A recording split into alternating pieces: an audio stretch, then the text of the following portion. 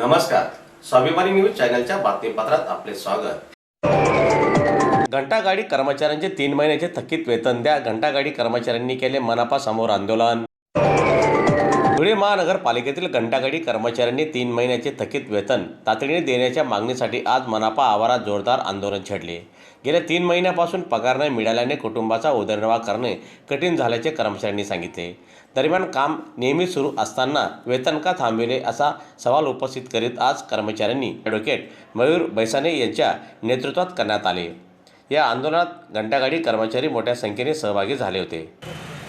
धुळे महानगरपालिकेच्या यापूर्वी स्वयंभू नावाच्या कचरा संकलन कंपनीला कॉन्ट्रॅक्ट देण्यात आलेला होता। त्या अनुषंगाने सदर कंपनीने या ठिकाणी कंत्राटी बेसिसवर काही कामगारांची भरती केलेली होती। आता त्या कंपनीचा डिसेंबरमध्ये करार संपलेला आहे।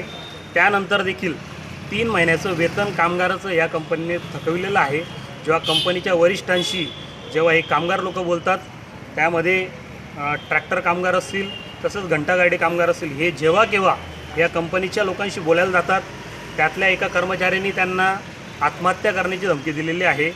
त्यामुळे ही लोक आता हवालदिल झालेले आहेत।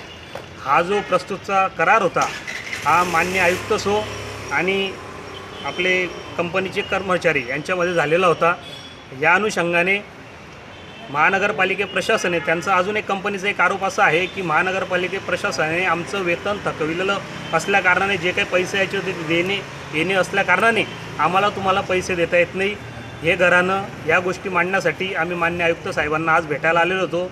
त्यांच्या वेता या सर्व कर्मचाऱ्यांच्या वेता त्या ठिकाणी मांडण्यात आलेल्या आहेत। आयुक्त साहेबांनी सदर कंपनीशी बोलतो असं आश्वासन या ठिकाणी दिलेलं आहे। त्यानंतर योग्य ती भूमिका लवकरच कर्मचारी संघटनेच्या मार्फत घेण्यात येईल आणि त्या जी काही भूमिका घेतील त्या भूमिकेला माझा पाठिंबा आहे।